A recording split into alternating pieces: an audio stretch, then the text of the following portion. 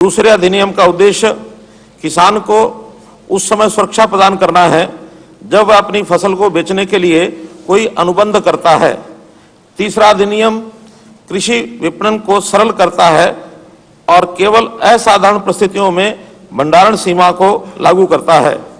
ये अधिनियम किसानों को अधिक सशक्त बनाएंगे और कृषि ढांचा मजबूत होने के साथ साथ किसानों को बेहतर आय प्राप्त होगी। हरियाणा राज्य कृषि विकास में देश में अग्रणी है, इसलिए ये सुधार हरियाणा के किसानों के लिए बड़े अच्छे परिणाम लाएंगे। सरकार की मंशा को स्पष्ट करते हुए सरकार किसानों को पुनः आश्वस्त करती है कि मंडी प्रक्रिया और न्यूनतम समर्थन मूल्य यानी एमएसपी पर फसलों की खरीद सुनिश्चित रहेगी। इन अधिनियमों के माध्यम से कृषि क्षेत्र में ये ऐतिहासिक सुधार करने के लिए यह सदन भारत सरकार का धन्यवाद करता है। प्रस्ताव प्रस्तुत हुआ। भारत सरकार ने संसद द्वारा पारित अभी इसके बाद एक मिनट टेबल तो हो जाने दो, टेबल हो जाने दो, उसके बाद चर्चा करेंगे ना। एक बार टेबल तो हो जाने दो, अभी इसके बाद एक बार नियम के तहत मेरा पढ़ना जरूरी है। प्रस्ताव प्रस्तुत हुआ।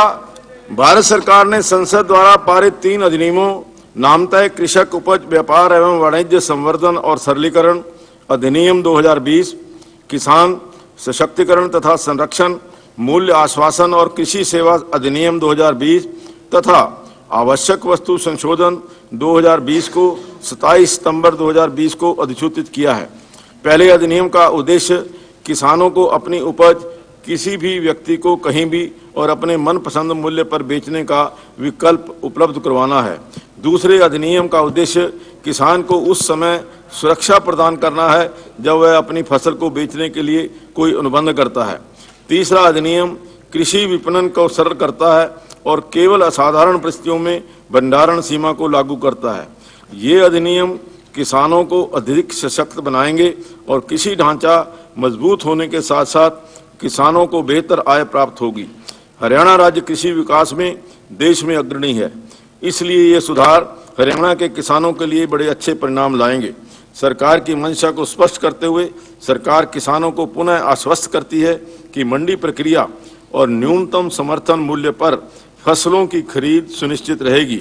इन अधिनियमों के माध्यम से कृषि क्षेत्र में ये ऐतिहासिक सुधार करने के लिए सदन भारत सरकार को धन्यवाद करता है। अब आपको जो भी बोलना चाहें इस विषय के ऊपर चर्चा कर सकते हैं।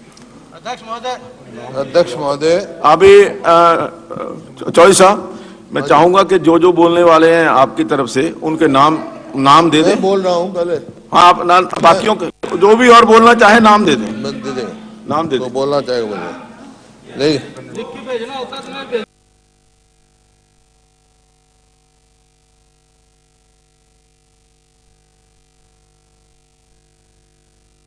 रखा है, उसमें इन्होंने उल्लेख किया है ये किसानों के हित का है।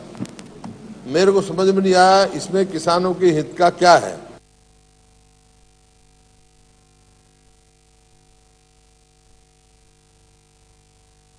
कब होगा? काम रोको प्रस्ताव का मतलब है कोई पाबंदी नहीं कि जैसे आपका प्रश्नकाल